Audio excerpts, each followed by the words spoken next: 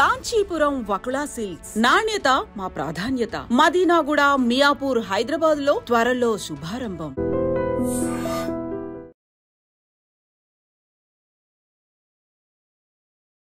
ఉదయ్ కిరణ్ ఎలా ఉండేవారు మ్యామ్ మీతో? ఎప్పుడైనా మీరు ఊహించారా ఈ అబ్బాయి ఇలా చేస్తాడు అని, సూసైడ్ చేసుకుంటాడు? ఎందుకు అంత ఫ్రస్ట్రేషన్కి వెళ్ళాడు అన్నది అబ్బాయి మనసంతా నువ్వే అప్పటి నుంచే బయటపడ్డావు. చాలా క్వైట్గా ఉంటాడు, చాలా ఎమోషనల్గా ఉండేవాడు పిల్లోడు. ఓకే, వాళ్ళ మదర్ కూడా అంతే.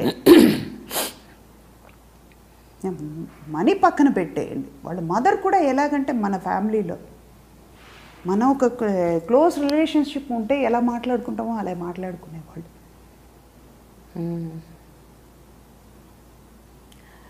ఉదయ్ కిరణ్ డెత్ న్యూస్ మీరు ఒక సినిమా షూటింగ్లో ఉన్నప్పుడు తెలిసిందంట కదా? నాకు తెలియదు అది ఉదయ్ కిరణ్ చనిపోయాడు అనేది. మార్నింగ్ ఒక లైలా కోసం షూటింగ్ బయలుదేరుతున్నాం. నా హెయిర్ డ్రెస్సర్కి వాళ్ళకి తెలుసో ఏమో నాకు తెలియదు. నేను వెళ్ళిపోయి కార్లో వెళ్ళిన తర్వాత, అక్కడికి వెళ్ళిన తర్వాత మనం శంషాబాద్ దగ్గర ఒక హౌస్లో షూటింగ్. నాగార్జున గారు ఫోన్ చేసి వాళ్ళ మేనేజర్ ప్రసాద్కి ఫోన్ చేసి, సుధాని అక్కడ పంపించకండి అసోసియేషన్ దగ్గరికి, మా అసోసియేషన్ బాడీ వస్తే ఉదయ్ కిరణ్ చనిపోయాడని చెప్పకండి అని. ఎందుకో మాటల్లో వీళ్ళు చెప్పేశారు టెక్నీషియన్స్ వాళ్ళు, ఉదయ్ కిరణ్ చనిపోయాడమ్మా, ఇలా సూసైడ్ చేసుకున్నాడట, బాడీ ఎక్కడ అవుతాయి. చచ్చా అలాంటి ఏ పిరికోడు కాదు అది చేసుకోవడానికి అన్న. నమ్మలా. తర్వాత నా హెయిర్ డ్రెస్సర్ చెప్పాడు, అమ్మ నిజమా ఇలా అయిపోయాడు. నేను వెళ్తానంటే మొండిపడ్డారు వాళ్ళు, పంపించలేదు. తట్టుకోలేను నేను అది చూసి. నా కొడుకులాగానే ఉండేవాడు అలాగే. తర్వాత ఈవినింగ్ ప్యాకప్ అయిన తర్వాత అట్నుంచే కదా ఫిలిం నగర్ నుంచి వస్తున్నాం. ఆ కండలెన్స్ మీటింగ్కి వెళ్తే నేను వేరేం అడగల. ఎందుకురా చావాలి అనుకున్నావు అన్న. ఎందుకు అని అడిగితే చావు అనేది వెనక్కి వెళ్ళిపోయి ఉండేది కదా. కష్టాలు అన్నది అందరికీ వస్తుంది, అందులో నుంచి బయటపడాలి. దానికి దారి ఎన్నో ఉన్నాయి. ఇప్పుడు ఒక కొయ్యి ఉంది, గుంట ఉంది అంటే మనం దాటుకుంటే వెళ్ళిపోతున్నాం కదా. పడిపోవాలని పడిపోం కదా. పడ్డామంటే మనం నడవలేమా? చిన్నప్పుడు ఎన్నోసార్లు మనం సైకిల్ నేర్చుకుంటాం, నడిచేటప్పుడే పడిపోతున్నారు పిల్లలు, పడిపోయి మళ్ళీ లేస్తున్నారు కదా. అదే కదా లైఫ్ కూడా. ఎందుకు చేసుకున్నాడు అని అనిపించింది. అది సౌందర్యది కూడా. సౌందర్యది మర్నాడు నర్దనశాల షూటింగ్ ఉంది. మొన్న నేను బాలకృష్ణ వీళ్ళందరూ మాట్లాడుకున్నప్పుడు అది మాట్లాడుకున్నాం. మర్నాడు నుంచి మనకి షూటింగ్ ఉండేది. మేము ముగ్గురు నర్దనశాలలో, నా బాలకృష్ణ సిస్టర్ క్యారెక్టర్, అది ఇంపార్టెంట్ క్యారెక్టర్. అది పోయింది. తను ఏం పోగొట్టుకుంది? ఎందుకు? అది పోయే వయసేం కాదు, ఎప్పటికైనా పోవాల్సిందే. అది వయసు కాదు, ఇంకా అనుభవించాల్సింది చాలా ఉన్నాయి లైఫ్లో. తంది మాత్రం ట్రాజిక్ డెత్, అది ఒకటి. తర్వాత శ్రీహరిను ఉదయ్ కిరణ్ చనిపోయిన తర్వాత కూడా నాకు బయటకు పడడానికి, అది రికవర్ అవ్వడానికి 1 వీక్ పట్టింది. శ్రీహరిని వెళ్ళి చూసి వచ్చేసాను. షూటింగ్కి వెళ్తున్నాను, నైట్ నేను నిద్రపోట్లా, కాలు చేతులు ఉనుకుతున్నాయి. నాకు భయం వేసి లేసి కూర్చుంటున్నా, లైట్ వేసేసుకుని. ఫీవర్. షూటింగ్కి వెళ్తే వీళ్ళందరూ నన్ను, స్టాఫ్ నా పక్కన ఉండండి రా అంటున్నాను. నేను అంత భయం వేస్తుంది నాకు. అది కొన్ని చూడలేము వాళ్ళని అంటే. అంతే వాళ్ళతో అంత ఇది ఉంది కదా, అదే అంత బంధం ఉంది కాబట్టి అది మర్చిపోలేకపోతున్నాం. అంటే కరెక్ట్ మీరు చెప్పింది. అంటే వీళ్ళే మీ బంధువులు. నిజం. వీళ్ళతో పాటు ఉండి వాళ్ళతో తిరిగి, వాళ్ళతో వర్క్ చేసి, వాళ్ళతో మాట్లాడి, వాళ్ళతోనే మీరు మమేకం అయిపోయారు. ఆ బంధం అంత గట్టిది కాబట్టి ఇవాళ మీరు ఇంత కన్నీళ్ళు పెట్టుకుంటున్నారు. అంటే మీ మదర్ గురించి చెప్పినప్పుడు కూడా మీకు కన్నీళ్ళు ఇంత ఇలా ధారగా రాలేదు.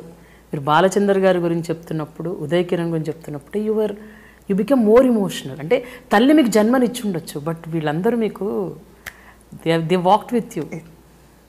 ప్రతి అడుగులో వాళ్ళు ఉన్నారు. మా మదర్ కంటే నాకు వీళ్ళతో ఎక్కువ టైం స్పెండ్ చేశాను నేను. నా కూతురు చిన్నప్పుడు 5 years హోలీ పిక్చర్కి నేను కేరళకి వెళ్తే ఉదయ్ కిరణ్ నా కూతురు ఆడుకునేవాళ్ళు అన్న చెల్లెలని. వాడి హీరో, ఎవరో ఆ క్యారెక్టర్ ఆర్టిస్ట్ వాళ్ళ కూతురు, వాళ్ళతో ఎందుకు అని వాడు అనుకోలే. అక్కడ రూమ్కి వచ్చి పక్కన రూమ్ అయినా కూడా మమ్మీ నేను చెల్లిని తీసుకెళ్తా అని తీసుకుని వెళ్ళి కింద కూర్చోబెట్టుకుని ఆడుకునేవాడు. తనకి ఏమన్నా చాక్లెట్ కావాలంటే ముందు ఉదయ్ అన్న నాకు 1 రూపీ ఇవ్వు అని ఉదయ్ కిరణ్ రాగానే సెట్కి రాగానే ముందు ఉదయ్ అన్న దగ్గరికి వెళ్తానని ఉండేది. తను ఎంత బాధపడింది. నాకు ఫోన్ చేసి నైట్ చెప్తుంది, అమ్మా ఉదయ్ అన్న చనిపోయాడంట, ఎందుకు సూసైడ్ చేసుకున్నాడమ్మా, మన దగ్గర ఉండుంటే కూడా బాగుండేది కదమ్మా. అది ఒక్కటి కాదు కదా సొల్యూషన్, లైఫ్లో ఎన్నో ఉన్నాయి. మీకు బాధతో పాటు కోపం కూడా వచ్చి ఉంటుంది కదా మ్యామ్ అప్పుడు? కొట్టాలనిపించింది ఉదయ్ కిరణ్. అది ఐదర్ ఒక అమ్మాయి కోసమో లేకపోతే తండ్రి కోసమో లేకపోతే ఈ డబ్బు కోసమో చేసుకుని ఉంటే అది ఫూలిష్నెస్. కాలు చేతిలో నీకు వయసు ఉంది, హీరోగా ఉండు, పిక్చర్స్ రాకపోతే వేరేదైనా ఉద్యోగం చేసుకో, సంపాదించవచ్చు. మాట్లాడే వాళ్ళు మాట్లాడుతూనే ఉంటారు, వాళ్ళకి పని లేదు కాబట్టి మాట్లాడతారు. You just ignore them. వాళ్ళని నెగ్లెక్ట్ చేసి మన దారికి వెళ్ళిపోతే వాళ్ళు మాటలు ఆపుతారు, లేకపోతే తిరిగి కొట్టు. ఇదే పరిస్థితి మీకు రాకపోద్దా, మీరు బాధపడరా అని అడుగు, ఆటోమేటిక్గా వాళ్ళు మారిపోతారు. వాడు ఉండుంటే మటుకు నిజంగా కొట్టేదని నేను నా హెయిర్డ్రెస్సర్తో చెప్పాను, అరే వాడిని నేనైనా దత్తు తీసుకుని ఉంటే పోయేది కదరా అని. నీతో ఎప్పుడు చెప్పుకోలేదా మ్యామ్ అతని సమస్య ఏంటి, అతను ఏం ఫీల్ అవుతున్నాడు? ఏం చెప్పేవాడు కాదు. చెప్పుంటే ఏదో ఒకటి సొల్యూషన్. కానీ ఒక షూటింగ్ మేము, అది నాకు గుర్తులేదు, నేను చలపతిరావు గారు మణికొండలో ఒక షూటింగ్ చేస్తున్నాం. రూమ్కి వచ్చి లిటరల్లీ మేమిద్దరు కూర్చుని ఉంటే ఆ పెళ్ళి ఆగిపోయింది కదా, తర్వాత అది నేను పేరు చెప్పదలుచుకోలేదు. ఆ పెళ్ళి ఆగిన తర్వాత వాళ్ళంతా బాధలో ఉన్నారు, వాడు మదర్ చనిపోయారు, అవన్నీ అదంతా దిగమింగుకుని ఆ పిల్లోడు ఉన్నాడు. వచ్చి మోకాలు ఇలా కట్టుకుని కింద కూర్చుని అమ్మాని పిలవనా అని కట్టుకుని ఏడుస్తున్నాడు వాడు.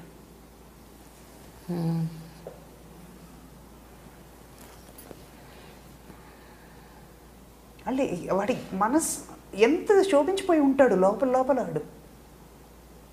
అంటే వాడు పొజిషన్లో ఉండి ఆలోచిస్తే వాడు చేసింది కరెక్ట్ ఏమో అని అనిపిస్తుంది. ఎందుకంటే ఎవరికి సమాధానం చెప్పక్కర్లేదు కదా. నేను పోయాను, నాతో పోతుంది, పోయిన తర్వాత ఎవరు ఏం బాధపడినా నాకు అవసరం, అదే అనవసరం, అది నేను చూడట్లేదు కదా అని అనుకునేవాడేమో. కానీ అది కొన్ని వీళ్ళు మాత్రం నాకు, మిగతా వాళ్ళు ఎంతోమంది మన కోస్టార్స్ పోతూనే ఉన్నారు, అవన్నీ పెద్దగా నాకు ఇంపాక్ట్ పడలేదు. ఇది బాగా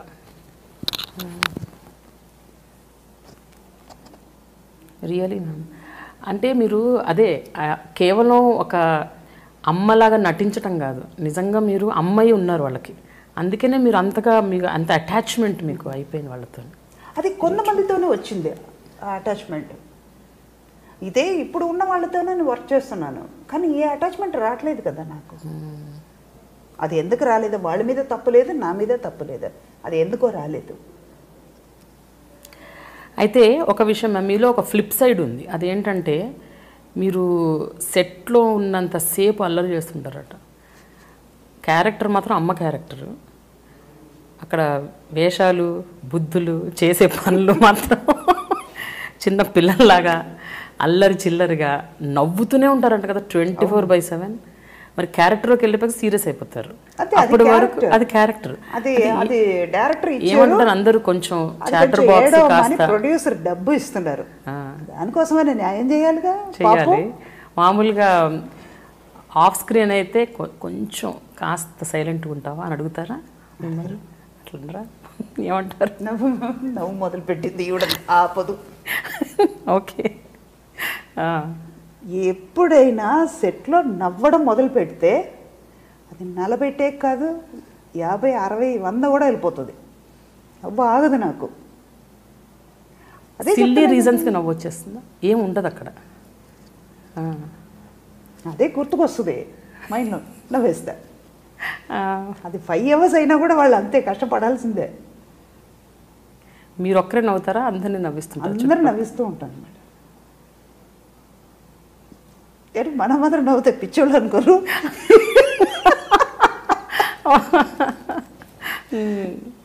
so you are very jolly, totally electrifying, energetic.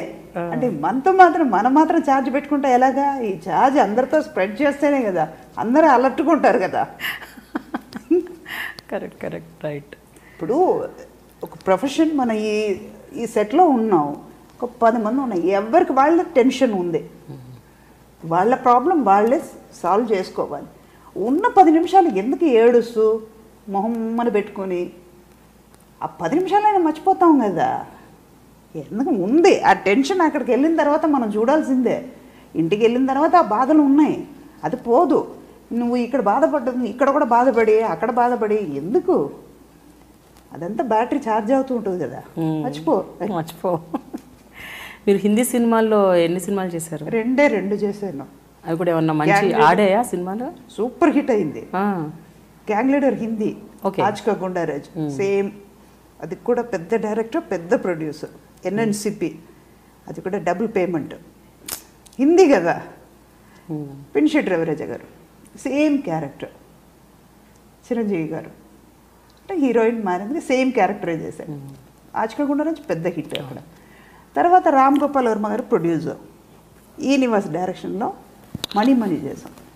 మణియా? Okay. Twinkle కన్నా మాధవ్, భరణి గారు, నేను. అది ఏంటంటే నాకు తెలుగు ఎప్పుడు ఒకప్పుడు అక్షరం ఒక్క రాదు, అలాగే హిందీ. నేను హిందీ మాట్లాడడం మొదలు పెడితే హిందీ వాళ్ళు వచ్చి దండం పెట్టేసి, అమ్మ దయచేసి నువ్వు మాట్లాడుకో అనే హిందీ అది. అందుకే నేను హిందీ నేర్చుకోలే. అక్కడికి వెళ్ళిన తర్వాత అది కూడా ఎలా మార్చారంటే, నా వల్ల నేను హిందీ మాట్లాడలేను కానీ తెలుగు మిక్స్డ్గా మాట్లాడుతూ ఉంటాను అనమాట. ఎట్లా చెప్పండి ఒకసారి. సుధాజీ ఆప్కా హాల్ కైసే హై? ఈ మిక్సీ ఖరాబ్ అయిపోయింది, అది చూడు. ఇలా మాట్లాడే హిందీ ఖరాబ్ అన్నది హిందీ, మిక్సీ ఇంగ్లీష్. గబ్బర్ సింగ్లో ఒక కామెడియన్ ఉంటాడు అందులో, మీరు చూసారా గబ్బర్ సింగ్ సినిమా? అందులో జరా నిద్రమే ఆకే అలాగే అంటాడు. అదే చెప్తున్నాం కదా, నా డ్రైవర్ ఇంతకీ పాత డ్రైవర్ శంకర్ అని, వాడు వారణాసి. చిన్న ఇన్సిడెంట్, నా హిందీ ఎలా ఉంటుందని దీన్ని బట్టి మీరు అర్థం చేసుకోండి. షూటింగ్ బయలుదేరుతున్నాం, అరే గేట్ నికాల్దరా అన్న. గేట్ నికాల్దో అని నవ్వుతున్నాడు. ఎందుకురా నవ్వుతున్నామంటే, అమ్మ మధ్యాహ్నం మనం ఇంటికి వచ్చేటప్పుడు గేటు ఉండదు అన్నాడు. ఎందుకురా అని, మీరు నికాల్దో అన్నారు కదమ్మా అన్నాడు. అప్పటి నుంచి మనకి తెలియని భాష, సంబంధం లేని మాటలు వద్దు అని నేను మానేసా. గేట్ నికాల్దో ఏంటి మ్యామ్? మరి మీరు నాకు రాదు కదా, ఏదో మాట్లాడాలని. ఓకే బాగుంది మీ హిందీ. అలా హిందీలో 2, కన్నడ అలాగే ప్రకాష్ రాజ్ చెప్పారు. అది యాక్చువల్గా ఏంటంటే సుమిత్ర గారు చేయాల్సిన క్యారెక్టర్.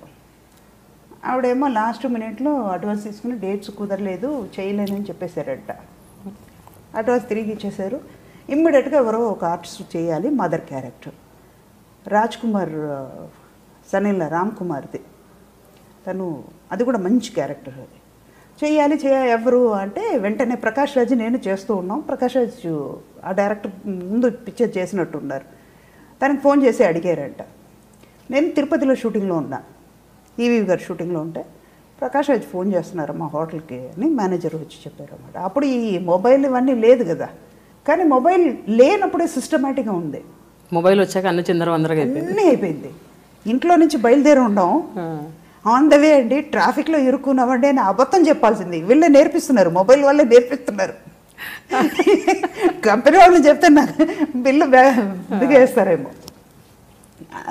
ఫోన్ చేసి హోటల్కి ఫోన్ చేశారు, మెడ్రాస్ ఫోన్ చేసి ఎక్కడ ఉన్నాను నేను కనుక్కొని వాళ్ళు హోటల్కి ఫోన్ చేసేటప్పుడు మేనేజర్ అక్కడే ఉన్నారు కదా, ఇలాగ పలానా వాళ్ళండి సుధా మేడం ఫోన్ వస్తుందండి అంటే, అప్పుడు ప్రకాష్ రాజ్ మాట్లాడితే లేదండి నేను సాయంకాలం ఫోన్ చేపిస్తానండి అని. రాగానే బెంగళూరుకి ఫోన్ చేశాను, చెప్పారు ఇలాగ అని. కన్నడ పిక్చర్ అంటే డేటు 5 days ఇవ్వగలుగుతాను అంతే అని. అలాగే వెళ్ళి ఫస్ట్ పిక్చర్ చేశాను.